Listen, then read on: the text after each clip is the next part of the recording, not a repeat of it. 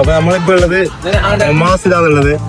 നമ്മളിപ്പോ ആനുണ്ട്, പിന്നെ തെപ്പാനുണ്ട്, മൈക്കല്ലേ ബീഫിന്റെ റിപ്പുണ്ട്. അപ്പൊ ഇനി സമയം തീരില്ല, തുടങ്ങാം.